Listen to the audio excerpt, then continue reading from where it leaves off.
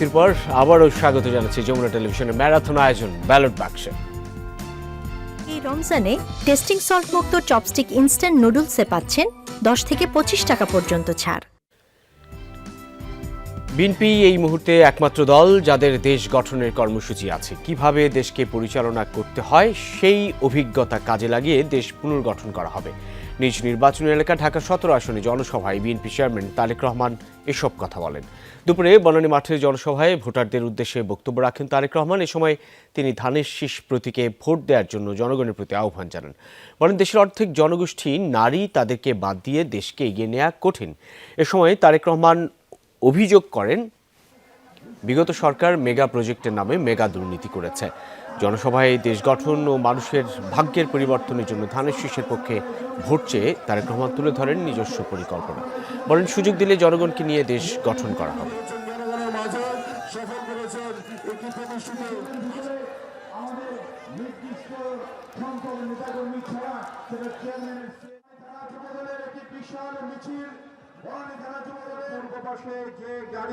ধানের শীষকে সমর্থন দেন, আপনারা যদি ধানের শীষকে জয়যুক্ত করেন, ইনশাল্লাহ বিএনপির একমাত্র রেকর্ড আছে।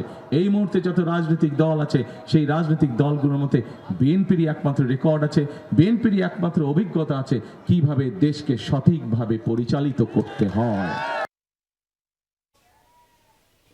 ঢাকায় আজ আরও 7টি জনসভা পথসভায় যোগ দেওয়ার কথা রয়েছে বিএনপি চেয়ারম্যান তারেক রহমানের। বনানী সমাবেশের পর ঢাকার 10 আসনে কলাবাগান ক্রীড়াচক্র মাঠে জনসভায় অংশ নেবেন তারেক রহমান। সেখানে সেই জনসভাস্থলের খবর জানব সহকর্মী মশিউর অনিকের কাছ থেকে। অনেকে একটু জানাবেন, নেতাকর্মীদের উপস্থিতি কেমন দেখছেন এবং সেখানে বিএনপি মনোনীত প্রার্থীকে পরিচয় করিয়ে দিয়ে তারেক রহমান নিশ্চয়ই ধানের শীষের পক্ষে ভোট চাইবেন, কিন্তু ভোটাররা আসলে প্রার্থীর কাছে কি চাইছেন, তাদের প্রত্যাশা, প্রতিশ্রুতি প্রার্থীর সেসব সম্পর্কেও একটু জানতে চাই।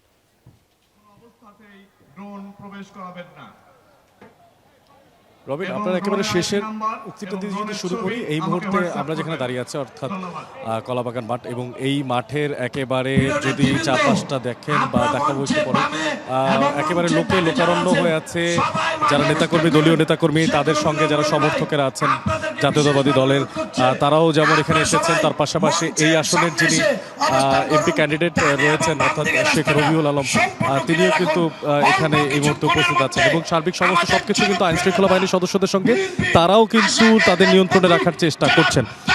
যে শেষ প্রশ্নটা দিয়ে শুরু করার কথা বলছিলাম, অর্থাৎ যারা ভোটাররা আছেন তারা আসলে এই বিষয়গুলো নিয়ে কেমনটা চিন্তা করছেন, বিএনপির যে আজকের যে জনসভা তারেক রহমান যে এখানে আসবেন সেই আশাকে নিয়ে আসলে তাদের চিন্তাটা কি, তাহলে সেটা বলতে চাইলে সবার মধ্যে একটা উচ্ছ্বাস দেখা যাচ্ছে। ভোটার যারা আছেন, সমর্থকেরা যারা আছেন, নেতাকর্মীরা যারা আছেন, তারা বলছেন যে বিভিন্ন জেলা পর্যায়ে ভ্রমণের পরে তিনি আবারও ফিরেছেন এবং আজকে তিনি তার নিজ যে আসন সেই আসনেও কিন্তু তিনি তার যে নির্বাচনী জনসভা সেই জনসভা করেছেন। কিছুক্ষণের মধ্যে তিনি আসবেন। তিনি বলছেন যে দলীয় নেতাকর্মী, অর্থাৎ আমরা যাদের সঙ্গে কথা বলেছি কয়েকজনের সঙ্গে, সবাই বলছেন যে দলীয় নেতাকর্মীরা আসলে এই তারেক রহমানের উপরে মুখ্যভাবে কিন্তু একটা আশা করে রেখেছেন এবং তিনি কিন্তু চিন্তা করছেন, অর্থাৎ আগামীর যে বাংলাদেশ গড়া হবে, আগামীর যে বাংলাদেশ হবে, সে বাংলাদেশের রূপরেখা নির্মাণে তারেক রহমান অন্যতম একটা ভূমিকা রাখবেন। বিশেষ করে যে ফ্যামিলি কার্ডের কথা বলা হয়েছে, ফার্মার্স কার্ডের কথা বলা হয়েছে, সেই বিষয়ে কিন্তু তারা অনেক আপ্লুত। আমরা একজন কৃষকের সঙ্গে কথা বলেছিলাম কিছুক্ষণ আগে, তিনি বলছিলেন যে আসলে স্বাধীনতার পরে এতগুলো বছর হয়ে গেল তেমন কেউ কিন্তু কৃষকের কথা চিন্তা করেনি। সেই মেজর জিয়াউর রহমানের পরে, প্রেসিডেন্ট জিয়াউর রহমানের পরে তারই সন্তান তিনি যখন আবারও এসেছেন নির্বাচনী প্রচারণা এবং প্রথমবারের মতো তিনি প্রধানমন্ত্রী ক্যান্ডিডেট বলা যায়, যদি তিনি এমপি নির্বাচিত হয়ে দল যদি সরকার গঠন করতে পারেন, সেই জায়গা থেকে তিনি কৃষকদের কথা বলেছেন এবং খাল খনন করার কথা বলেছেন। বিভিন্ন জেলা পর্যায়ে তারা বলে এসেছেন। তো সেই জিনিসটা তাকে আশাবাদী করে এবং আগামীতে ভবিষ্যতে যাতে এগিয়ে যেতে পারে সেটা তো আশাবাদী করে। একটা তথ্য আপনাকে একটু জানাই, তারেক রহমান এবার নির্বাচনে কিন্তু দুটো আসন থেকে নির্বাচন করছেন। একটি হচ্ছে ঢাকা 17 আসন, আরেকটি হচ্ছে বগুড়া 6 আসন। এই দুটি আসনের নির্বাচনের প্রেক্ষাপট যদি আমি আপনাকে বলি, তাহলে এই দুটি আসনের নির্বাচনী প্রেক্ষাপটে কিন্তু তারেক রহমান আনবিটেবল বলা যায়, কারণ তার সঙ্গে যে সমীক্ষাগুলো দেখা গেছে, একটাতে 46% তিনি কিন্তু এগিয়ে আছেন, আরেকটাতে বগুড়া 6 আসনে কিন্তু তিনি বেশ অনেকটা এগিয়ে আছেন। তো অর্থাৎ তারেক রহমান যে মানুষের ভালোবাসা পেয়েছেন বা পাচ্ছেন সেই ব্যাপারে কোনো সন্দেহ কিন্তু এখানে যারা উপস্থিত আছেন, ভোটাররা যারা আছেন কিংবা যারা দলীয় নেতাকর্মীরা আছেন তাদের মধ্যে নেই। এবং যেই সমস্ত নেতাকর্মীরা মঞ্চে কথা বলছেন, কিছুক্ষণ পরপরই আপনারা দেখতে পাচ্ছেন যে আসলে তারা কথা বলছেন, মঞ্চে উপস্থিত আছেন বেশ কিছু গুরুত্বপূর্ণ ব্যক্তিবর্গ, ছাত্রদলের সভাপতি থেকে শুরু করে যুব দলের সভাপতি এবং এই যে এই ওয়ার্ডের যারা সভাপতিরা আছেন, দায়িত্বপ্রাপ্ত যারা আছেন এবং ঢাকা দক্ষিণের অংশটা যেহেতু এটা সেও ঢাকা দক্ষিণের যারা দায়িত্বে আছেন তারাও কিন্তু এখানে উপস্থিত ছিলেন এবং আছেন। তারা সবাই মিলে আসলে স্বতঃস্ফূর্তভাবে ভোটারদের আরো বিশ্বাস স্থাপন করাতে চায়। তারা আরো চায় যে মানুষজন এই ব্যাপারটা ধারণ করুক, জানুক যে আসলে শুধু তারেক রহমান নয়, পুরো বিএনপি যখন সরকার গঠন করবে তখন তারা একটা আমূল পরিবর্তন কিন্তু আনতে পারবে এবং সেই আমূল পরিবর্তন আনার পেছনের যে মূল কারিগর হিসেবে কাজ করছেন, সবাইকে সমন্বয় করার পেছনে কাজ করছেন তারেক রহমান। তিনি কিন্তু আলাদা একটা জগৎ কিন্তু তৈরি করতে পারবেন, আলাদা একটা ভাষা তৈরি করতে পারবেন, রাজনীতির ভাষা তৈরি করতে পারবেন এবং সেই রাজনীতির ভাষার মাধ্যমে আগামীর বাংলাদেশ, অর্থাৎ যে স্লোগানে তারা বিশ্বাস করছেন সবার আগে বাংলাদেশ, সেই সবার আগের বাংলাদেশ বিনির্মাণে তারা অন্যতম ভূমিকা রাখবে বলে এখানে যারা উপস্থিত আছেন ভোটাররা এবং যারা সমর্থকেরা তারা মনে করছেন। রবিন, অনেক অনেক ধন্যবাদ সহকর্মী মশিউর অনিক। অন্যদিকে জামাত ইসলামের আমির তিনিও ছুটে বেড়াচ্ছেন তার আসনে 15 নম্বর আসনে, হ্যাঁ, এবং বিভিন্ন আসনেই আসলে প্রার্থীদের এবং বড় দলগুলোর যারা মূল প্রতিদ্বন্দ্বী তাদের শীর্ষ নেতা যারা, তারা প্রত্যেকেই ছুটে বেড়াচ্ছেন। তবে এবারের নির্বাচন বোধহয় একটা বিষয় উল্লেখযোগ্য বিষয় আমার যেটা মনে হয়েছে রেজা লোপা মারফি, যে স্থানীয় সমস্যাকে প্রাধান্য দেওয়ার এক ধরনের প্রবণতা দেখা গেছে। অর্থাৎ যে দলগুলো প্রতিদ্বন্দ্বিতা করে ভোট চাইছে সাধারণের কাছে, তারা মূলত ফোকাস দিচ্ছেন নিজ নিজ নির্বাচনী এলাকায় কি কি সমস্যা আছে সেসবকে সামনে রেখে সেসব সমাধানের জন্য। এটাকে একটা মানে বড় ধরনের পরিবর্তন বলেই মনে হয়। একদমই তাই রবিন, আপনি দেখবেন যে আমাদের বাংলাদেশের যে ধরনের নির্বাচনী প্রচারণা হয় এবং বৈশ্বিকভাবে যে ধরনের নির্বাচনী প্রচারণা আমরা দেখি, সংকট মোকাবেলার উত্তরণ আসলে দেখতে হয় এবং নানান ধরনের সেই সংকট মোকাবেলায় আপনি কি করবেন, কেন আপনাকে আপনার জনগণ ভোট দিবে, সেটির একটি দৃশ্যমান উপস্থাপনা থাকতে হয়, যেটি আমাদের পূর্ববর্তী যে নির্বাচনগুলো, বিশেষ করে শেষ 3টি নির্বাচনে সেই ধরনের কার্যক্রম আমরা দেখিনি। ফলে মানুষের কাছে এই যে নতুনভাবে উপস্থাপন, সমস্যা সংকট যেগুলো রয়েছে সেটি আসলে সমাধানের একটি পথ তৈরি করা, উত্তরণের পথ তৈরি করা, সেটি খুব জরুরি ছিল এবং সেটি এই নির্বাচনে হয়েছে। প্রার্থীরা বিরোধী দল বা যারাই ক্ষমতায় আসুক তাদের মধ্যে থেকে কিন্তু সেই মনোবাসনাটা থাকতে হবে যা এই নির্বাচনের পরে জয়লাভের পরে তারা আসলে কতটা আন্তরিকভাবে কাজ করে এই কাজগুলো সমাধান করতে। আমরা একটু ঢাকা 13 সংসদীয় আসনে মোহাম্মদপুরে 11 দলীয় নির্বাচনী জোটের প্রচারণায় অংশ নিয়ে বক্তব্য রাখছেন জামাত ইসলামের আমির ডক্টর শফিকুর রহমান। সরাসরি তার বক্তব্যে যাচ্ছি। দুর্নীতিবাজ, মামলাবাজ এবং সব ধরনের অপরাধ জগতের যারা কারিগর, তাদের বিরুদ্ধে ইনশাআল্লাহ জনগণ যখন ঐক্যবদ্ধ হয়েছে তখন জনতারই বিজয় হবে ইনশাআল্লাহ। দুটা জিনিস আমি সকলের সাথে সুর মিলিয়ে বলতে চাই। অন্যায়ের বিরুদ্ধে, ফ্যাসিবাদের বিরুদ্ধে জুলাইতে যখন আন্দোলন শুরু হয় তখনও কিন্তু ইন্টারনেট কেড়ে নেওয়া হয়েছিল যাতে অপরাধ গোপন করা যায়, যাতে খুনকে বৈধতা দেওয়া যায়। আবার আমরা দেখতে পাচ্ছি কার ইশারায় কেন সেই একই অন্ধকার গলিপথে আমাদের নির্বাচন কমিশন হাঁটার চেষ্টা করছে। তারা নির্বাচনের দিন 400 মিটারের ভিতরে সব ধরনের রেকর্ডিং বা ক্যামেরা, মোবাইল সব কিছুকে তারা নিষিদ্ধ করতে যাচ্ছেন।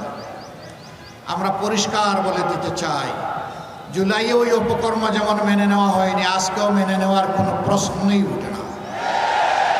নাহিদ ইসলাম বলেছেন, আজ সন্ধ্যার আগেই যদি এই প্রজ্ঞাপন প্রত্যাহার করে জনগণকে স্পষ্ট বার্তা দেওয়া না হয়, আগামীকাল নির্বাচন নয়, নির্বাচনী প্রক্রিয়া ভণ্ডুল করার জন্য যারা জটিলতা সৃষ্টি করছে তাদের বিরুদ্ধে আমাদের আন্দোলন শুরু হবে। এর সমস্ত দায়ভার তাদেরকে নিতে হবে। আমরা বহু জায়গায় দেখতে পাচ্ছি একটা পক্ষ, একটা মহল নির্বাচনে হেরে যাওয়ার ভয়ে তারা একবারেই হতাশ হয়ে পড়েছে এবং হতাশা থেকে তারা এখন চূড়াই পথেই নির্বাচনকে হাইজ্যাক করার চিন্তা করছে। গুন্ডাদেরকে লেলিয়ে দেওয়া হচ্ছে, অস্ত্রের ভান্ডার গড়ে তোলা হয়েছে, ভোট কেন্দ্র অন্যায়ভাবে দখল করে মানুষের ভোট কেড়ে নেওয়ার পায়তারা করা হচ্ছে। আমরা স্পষ্টভাবে বলে দিচ্ছি, জুলাই যোদ্ধারা ঘুমিয়ে পড়ে নাই, তারা এখনো জেগে আছে। তাদের সমস্ত অপকর্ম ইনশাআল্লাহ আমরা প্রতিহত করে দেব। এই অপকর্মের মাধ্যমে কেউ জনগণের ভোট আবার ছিনতাই করবেন এই দুঃসাহস কেউ দেখাবেন না, এই দুঃস্বপ্নে কেউ ভুগবেন না। সম্মানিত 13 আসনের জনগণ, এটি একটি মর্যাদাপূর্ণ আসন, কিন্তু দুঃখের বিষয় কিছু অসৎ লোক এই এলাকাকে বিভিন্নভাবে জর্জরিত করে রেখেছে সামাজিক অপকর্ম করে। এখানে ব্যাপক হারে বেপরোয়া চাঁদাবাজি চলে, এখানে মাদকের রমরমা ব্যবসা চলে, এখানে আমাদের বুকের সন্তানদেরকে ভুল বুঝিয়ে ব্যাপক বিপদগামী করে তাদেরকে অস্ত্রবাজি করা হয়, দখলবাজিতে নামানো হয়, এখানে মামলা বাণিজ্য হয়েছে। আমরা আমাদের যে সমস্ত সন্তানদেরকে বিপদগামী করা হয়েছে, আমরা তাদেরকে ইনশাল্লাহ বুকে টেনে নিয়ে সংশোধন করে তাদেরকে মর্যাদাবান নাগরিক হিসাবে ইনশাল্লাহ গড়ে তুলব। ওই ধাপ্পাবাজদের হাত থেকে এদেরকে বাঁচিয়ে তুলব আমরা ইনশাল্লাহ। নির্বাচনী প্রচারণায় ব্যস্ত প্রার্থীরা এবং নির্বাচন নিয়ে নানান ধরনের আলাপ আলোচনা হচ্ছে। সেখানে অভিযোগও আসছে, কিছু পাল্টা অভিযোগ কম, কিন্তু পাল্টা অভিযোগও আছে। সহিংসতার এখন পর্যন্ত বড় ধরনের কোনো নজির নেই, তারপরেও শঙ্কা থেকেই যায়। নির্বাচন নিয়ে বিশ্লেষকদের মন্তব্য জানবো। আমাদের সঙ্গে যুক্ত হচ্ছেন ঢাকা বিশ্ববিদ্যালয়ের রাষ্ট্রবিজ্ঞান বিভাগের অধ্যাপক কাজী মোহাম্মদ মাহবুবুর রহমান। নির্বাচন নিয়ে যমুনা টেলিভিশনের বিশেষ আয়োজন ব্যালট বাক্সে তাকে স্বাগত জানাই। কাজী মোহাম্মদ মাহবুবুর রহমান, আপনি নিশ্চয়ই শুনতে পাচ্ছেন আমাকে, আপনাকে স্বাগত জানাচ্ছি আমাদের এই আয়োজনে। আপনার কাছে শুরুতেই জানতে চাওয়া, নির্বাচন নিয়ে এর মধ্যেই অনেক ধরনের অনেক সংস্থার তরফ থেকে জরিপ হয়েছে। সেই জরিপের ফলাফল আসলে ভোটের বাস্তবতায়, মাঠের বাস্তবতায় কতটা গ্রহণযোগ্য বলে মনে হয় আপনার কাছে? আমার কাছে বাংলাদেশের জরিপগুলোতে আমি বিশ্বাস করতে পারি না। এবং রিসেন্টলি আমি কিছু জরিপের সাথে নিজেও যুক্ত হয়েছিলাম, যাদেরকে ডেটা কালেকশন করতে পাঠাই। আমার কাছে মনে হচ্ছে তারা বিশেষ করে মাঠ লেভেলে যারা যায় তাদের ক্ষেত্রে আমার কাছে কেন জানি মনে হয় তাদের ম্যাক্সিমামই ডাটাটা ঠিকমতো কালেকশন করে আনে না। কারণ আমরা তো বিভিন্ন তথ্যের কারণে তথ্যের সব তথ্য পাই না যার কাছ থেকে, রেসপন্ডেন্টের কাছ থেকে। তো সব তথ্য না পাওয়ার কারণে আমরা কিন্তু তাকে ফার্দার যাচাই করতে পারি না আসলে আমার যে ডাটা কালেক্টর সে ওই উত্তরদাতার কাছে গিয়েছিল কিনা সত্যি অর্থে, নাকি সে নিজে এটা ফেব্রিকেটেড করেছে। এই সকল কারণে যদি আপনার 20-30% ডেটা ক্ষতিগ্রস্ত হয়, তাহলে কিন্তু রেজাল্ট উল্টাপাল্টা হয়ে যাচ্ছে, এদিক সেদিক হয়ে যাচ্ছে, রিপ্রেজেন্টেশন কিন্তু হচ্ছে না। আমার কাছে এই বাংলাদেশে ডাটা কালেকশনের পেশাদারিত্ব তৈরি না হওয়ার কারণে এবং এই ধরনের অভিজ্ঞ এবং আমরা যে ইনভেস্টমেন্টটা করি এটা খুব দুর্বল, অল্প ইনভেস্টমেন্ট হওয়ার কারণে আমরা দেখেছি কি এটা আসলে সেভাবে আমাদের তথ্য নিয়ে আসে না। এই জন্য আমি বাংলাদেশে কোনো সার্ভেকেই, এবং নিজেও আমি কালকে থেকে একটা সার্ভে শুরু করেছি, আমি খুব একটু হতাশ এবার সার্ভের দেখে, যে মনে হচ্ছে যেন সার্ভেটা ঠিকমতো উঠে আসে নাই। জনাব কাজী মাহবুবুর রহমান, নির্বাচন প্রচারণা একেবারে শেষ মুহূর্তে বা শেষ পর্যায়ে, এখনও কোথাও কোথাও উত্তপ্ত বাক্য বিনিময় হচ্ছে, উত্তপ্ত অভিযোগ আসছে। সেটার নিয়ে আনুষ্ঠানিকভাবে আইনশৃঙ্খলা বাহিনীর কাছে কোনো অভিযোগ না থাকলেও, কমিশনের কোনো অভিযোগ না থাকলেও বক্তব্যে, আলাপে সেই অভিযোগটা থাকছে। সেই সব কি আসলে কতটা গ্রহণযোগ্য, সেই সব আলাপ অভিযোগ, সেটাও একটা বিষয়। এবং সেই সঙ্গে এগুলো কি ভোটের দিন, ভোটের পরিবেশ পরিস্থিতিকে খানিকটা সহিংস করে তুলতে পারে কিনা, বা একটা বিশৃঙ্খল পরিস্থিতি সৃষ্টির আয়োজন কিনা, কিংবা যে কোনো ধরনের গুজব বা সেসবকে আরও বেশি উস্কে দেওয়ার জন্য সেসব কিনা? আপনার কাছে কি মনে হয় সার্বিকভাবে নির্বাচনী পরিবেশ নিয়ে? আমার ব্যাপারটা হলো কি, আমি আপনাকে বললি যে সবসময় আপনি দেখবেন আমাদের যত কেওয়াজ হয়, কেওয়াজের শুরুটা কিন্তু ভার্বালি হয়, কথার মধ্য দিয়ে কিন্তু কেওয়াজটা হয়। আপনি পারিবারিকভাবে বলেন, সামাজিকভাবে বলেন, ব্যক্তিগত পর্যায়ে বলেন, তো যত বেশি আপনি ভার্বাল অ্যাবিউজিভ ওয়ার্ড কম ব্যবহার করবেন, আপনি মৌখিকভাবে যত কম খারাপ শব্দ ব্যবহার করবেন, ততই কিন্তু সম্পর্ক ভালো থাকে। তো এখন বাংলাদেশে দেখা যাচ্ছে যে সোশ্যাল মিডিয়ার কারণে খুব বেশি করে আক্রমণাত্মক শব্দ ব্যবহার করা হচ্ছে, কারণ সরাসরি তো দেখা হচ্ছে না, যে কারণে যা ইচ্ছা তাই বলে ফেলা যাচ্ছে। এর ফলে দেখা যাচ্ছে কি আমরা একটা সঠিক তো সঠিক যে সামাজিক রিলেশনশিপ সেটা কিন্তু তৈরি হচ্ছে না। তো এই অবস্থায় আপনি যত বেশি ভার্বাল ওয়ার্ড ইউজ করবেন, তত বেশি আপনি কনফ্লিক্টে পড়ে যাবেন, তত বেশি আপনি এই অ্যাবিউজিভ ওয়ার্ডটা একটা পর্যায়ে টার্ন করবে হলো আপনার ভায়োলেন্সের মধ্যে। এই সোশ্যাল মিডিয়া এবং গুজব, এগুলো নির্বাচনের দিন ঘিরে আসলে কতটা সতর্ক থাকার মতো বিষয় হয়ে দাঁড়িয়েছে বলে আপনার মনে হয়? এটা তো খুবই, আগে তো আমরা সামনাসামনি এগুলো করতাম, তো তখন আসলেই কথার মধ্য দিয়ে একটা পর্যায়ে আমরা যুক্ত হয়ে যেতাম সহিংসতায়।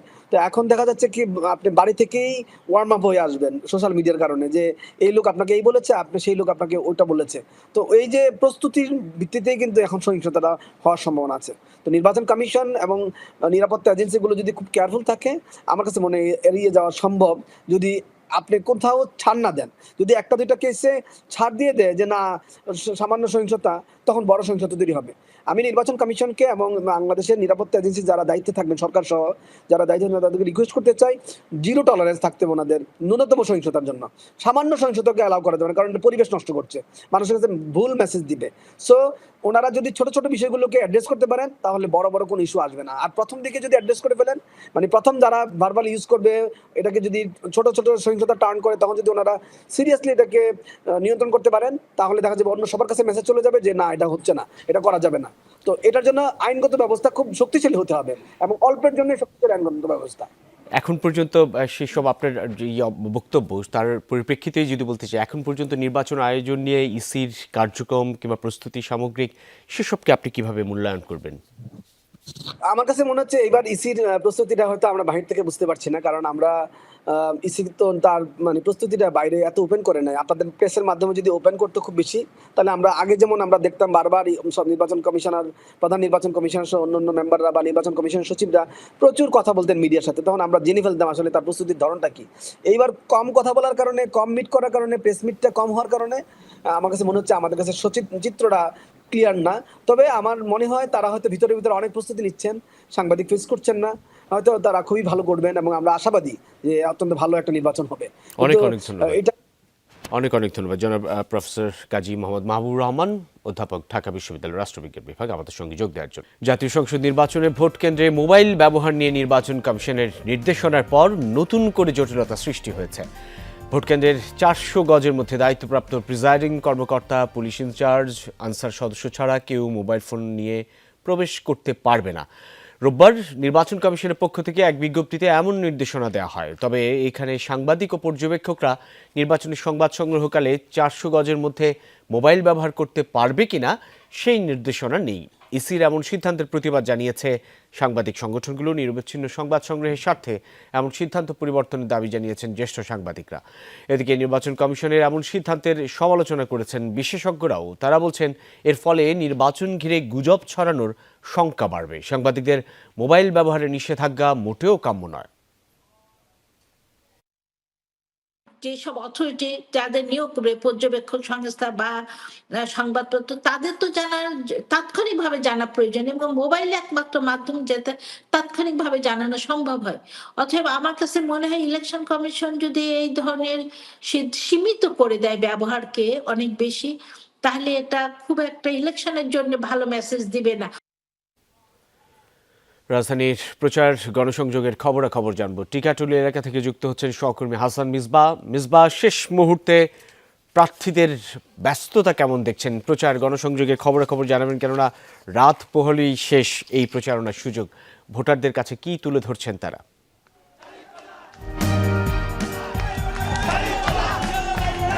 রবিন, আপনি ঠিকই বলেছেন, আজকে প্রচারণার একেবারে শেষ দিন।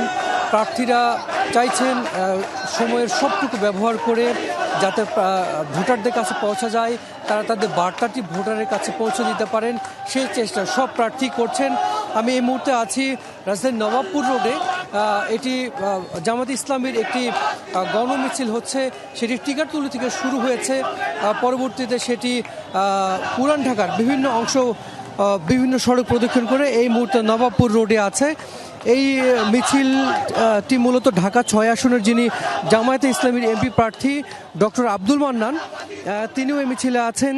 তিনি মিছিল শুরুর আগে কথা বলেছেন গণমাধ্যমের সাথে। তিনি বলেছেন যে এই ঢাকা 6 যেসব সংকট আছে সেসব সংকটগুলো সমাধানের এর আগে কোনো সাংসদভাবে নেননি, সেগুলি তারা সমাধান করতে চান। বিশেষ করে যানজট, এখানে গ্যাসের সমস্যা আছে এবং পানিতে ময়লা আছে, নানান ধরনের সংকট আছে। মূলত সেই সংকটগুলোকে তুলে ধরে তিনি প্রতিশ্রুতি দিচ্ছেন যে তিনি নির্বাচিত হলে সেই সমস্যাগুলোর সমাধান করবেন।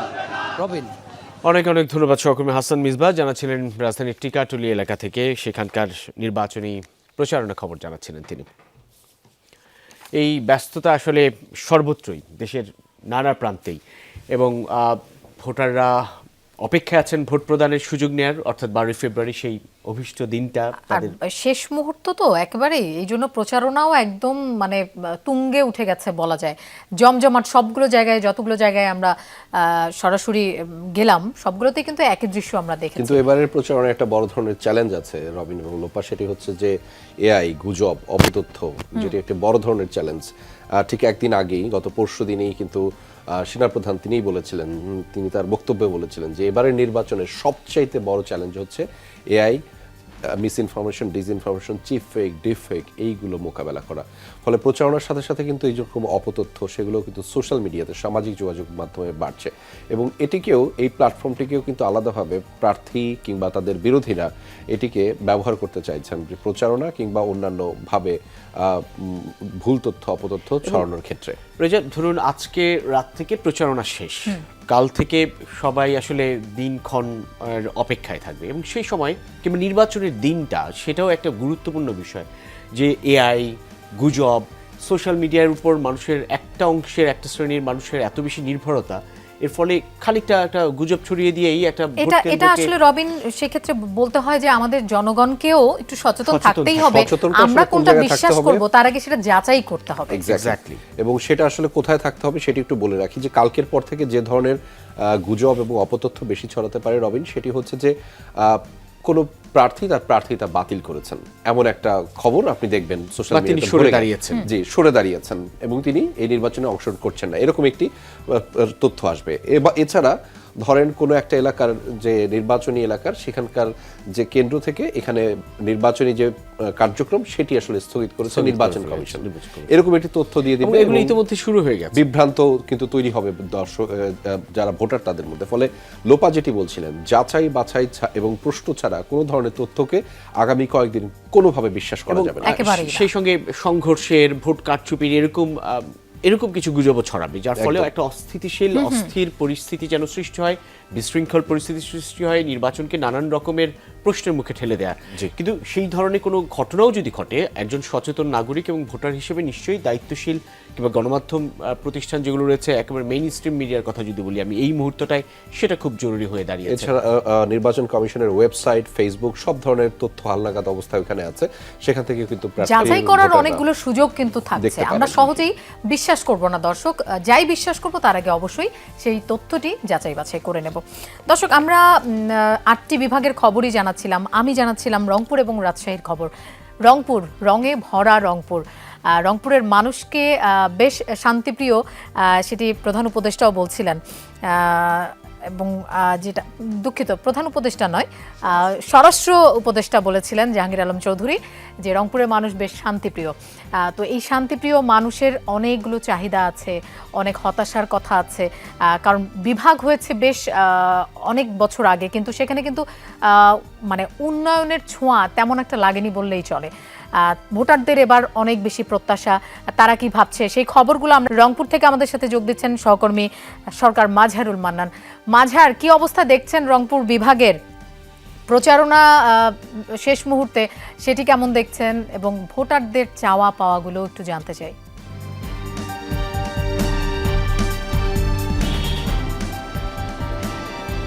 লোপা, আপনি ঠিকই বলেছিলেন যে গতকাল জাহাঙ্গীর আলম চৌধুরী এসেছিলেন, স্বরাষ্ট্র উপদেষ্টা মহোদয়, তিনি কিন্তু কথার ফাঁকে বলেছেন যে রংপুরের মানুষ খুব শান্তিপ্রিয়।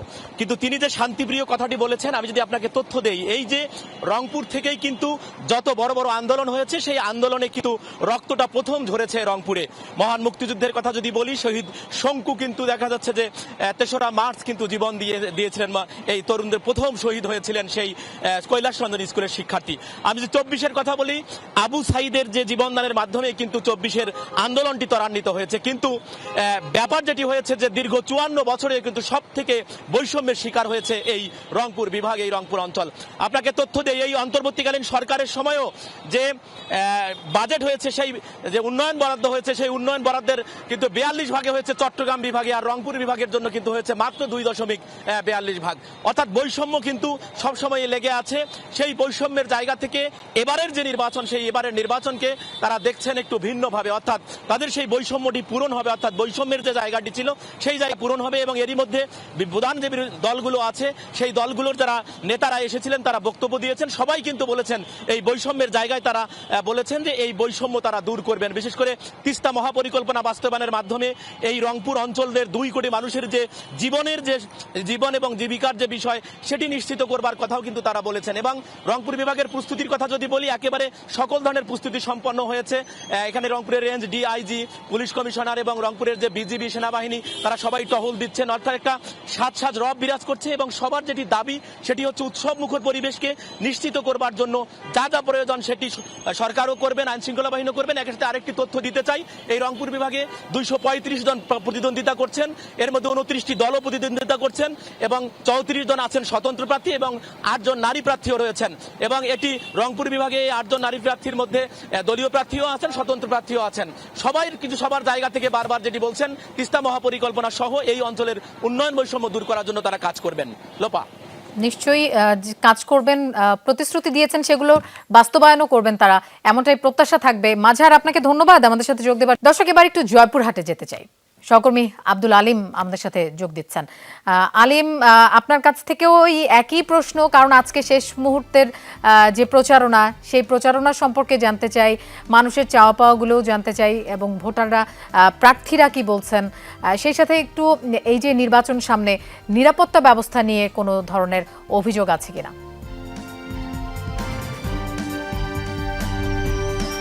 লোপা, প্রার্থীরা শেষ মুহূর্তে যে প্রচারণা চালানোর দরকার, তারা বলতে গেলে তার থেকে বেশি প্রচারণা তারা চালাচ্ছে। অর্থাৎ মানে ভোটারদের দরজা থেকে শুরু করে অফিস, আদালত, দোকান পাট থেকে শুরু করে সব জায়গায় তারা ভোট প্রার্থনা করছেন। এবং প্রার্থীদের যে প্রতিশ্রুতি সেটা হচ্ছে যে জয়পুরহাট ছোট একটা জেলা হলো, দীর্ঘদিন থেকে কিন্তু উন্নয়ন বঞ্চিত। এই উন্নয়ন বঞ্চিত হওয়ার কারণে অনেক ডেভেলপ, মানে অনেক কিছুরই পরিবর্তন হওয়ার দরকার। সেই পরিবর্তনগুলো করার জন্য তারা প্রতিশ্রুতি দিয়ে যাচ্ছেন এবং ভোটারদের তারা আশ্বস্ত করার চেষ্টা করছেন যে ভোট নিরপেক্ষ সুষ্ঠু হবে, আপনারা ভোট দিতে যাবেন কেন্দ্রগুলোতে। ভোটারদের পক্ষ থেকে যেটা বলা হচ্ছে, যেহেতু দীর্ঘদিন ধরে তারা ভোট দিতে পারেনি, সুষ্ঠু ভোট দিতে পারেনি, তারাও প্রত্যাশা করেন যে প্রশাসন থেকে সবার কাছে যাতে সুষ্ঠু মতো এবারে ভোটটা তারা দিতে পারে এবং নিজের ভোটটা নিজে করতে পারে। আর আইন শৃঙ্খলার পরিস্থিতি যদি বলি লোপা, প্রতিটা উপজেলায় 2 জন করে ম্যাজিস্ট্রেট নিয়োগ দেওয়া হয়েছেন, একটি করে সেনা ক্যাম্প তারা প্রতিষ্ঠিত করেছেন এবং সব মিলে সেনাবাহিনীর বা যৌথ বাহিনীর টহল জোরদার করা হয়েছে এবং সব মিলে নিরাপত্তার যে বিষয়টি সেটা প্রশাসন থেকে বলা হচ্ছে সর্বোচ্চ লেভেলের নিরাপত্তা তারা জোরদার করেছেন, এমন খবর আমরা পাচ্ছি। তবে সব মিলে এখন পর্যন্ত কোনো নির্বাচনী পরিবেশ বেশ ভালো। ধন্যবাদ আলিম আমাদের সাথে যোগ দেবার জন্য।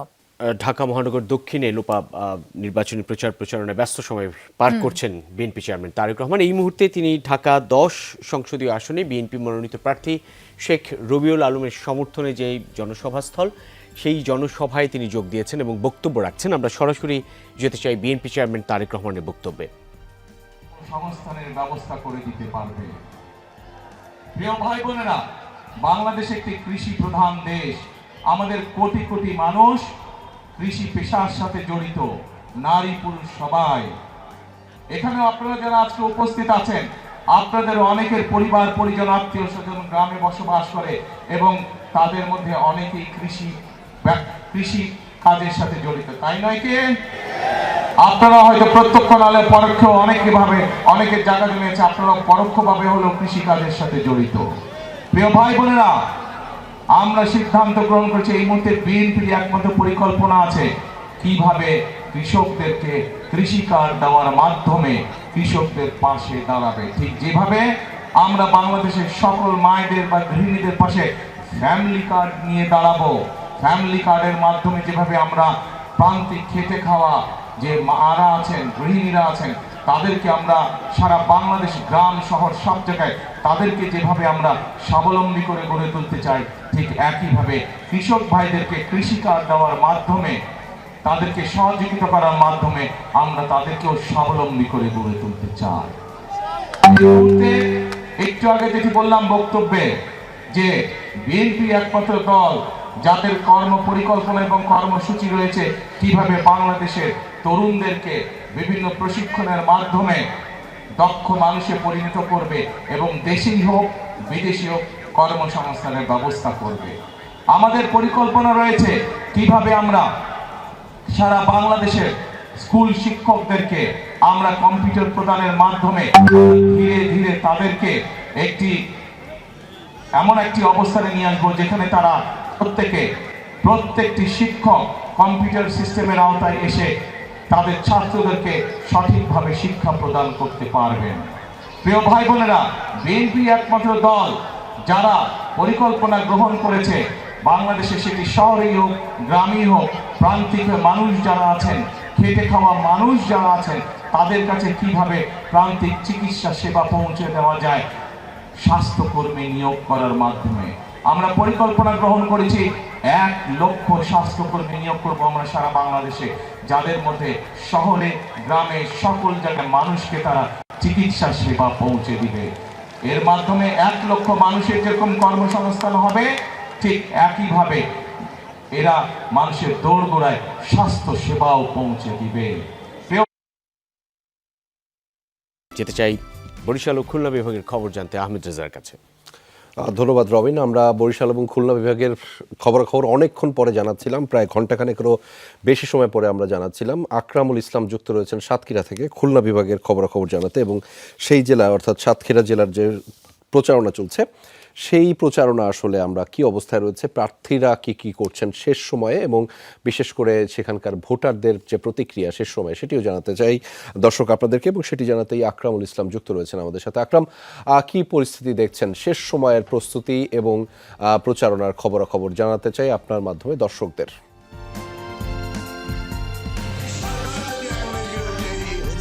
শেষ সময়ে সাতক্ষীরার 4টি আসনের যেসব প্রার্থীরা রয়েছেন তারা কিন্তু প্রচারণায় ব্যস্ত রয়েছেন, গণসংযোগে ব্যস্ত রয়েছেন, এবং যে জনসভা রয়েছে সেই জনসভার যে কার্যক্রম সেটিতে ব্যস্ত রয়েছেন। আমি রয়েছি সাতক্ষীরা 2 আসনের প্রার্থী জাতীয় পার্টির যিনি এখানকার সাবেক এমপি ছিলেন আশরাফুজ্জামান আশু, তার একটি কর্মী সভায় তিনি এখানকার তার যে নেতা কর্মী সমর্থক রয়েছেন তিনি তাদের নিয়ে মত বিনিময় করছেন, এবং তিনি যে সাতক্ষীরার এমপি থাকাকালীন তিনি যে উন্নয়ন করেছিলেন এবং আগামীতে এমপি নির্বাচিত হলে আবারও সাতক্ষীরার উন্নয়ন করবেন, এবং সাতক্ষীরার যে জলাবদ্ধতা রয়েছে প্রধান সমস্যা, সেই জলাবদ্ধতা দূর করবেন এমন নানাবিধ প্রতিশ্রুতি দিচ্ছেন। পাশাপাশি যদি একটু সার্বিক বিষয়ে বলতে চাই, সাতক্ষীরার যে 4টি আসনে ভোটার সংখ্যা রয়েছে কিন্তু 18 লাখের বেশি, এবং সেই ভোটারদের জন্য কিন্তু যে উপজেলা রিটার্নিং কর্মকর্তার কার্যালয়ে কিন্তু যে ব্যালট ইতিমধ্যে পৌঁছে গেছে, এবং সাধারণ মানুষদের জন্য ভোটারদের জন্য যে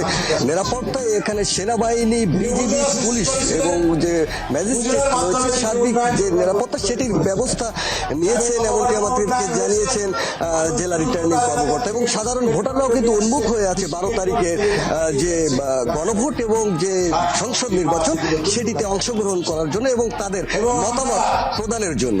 রেজা, দর্শক, এরকম আরো তথ্যগুলো জানতে আমাদের সাথেই যুক্ত থাকুন। আমরা আমাদের এই ব্যালট বাক্সের আয়োজন থেকে, যমুনা টেলিভিশনের বিশেষ আয়োজন।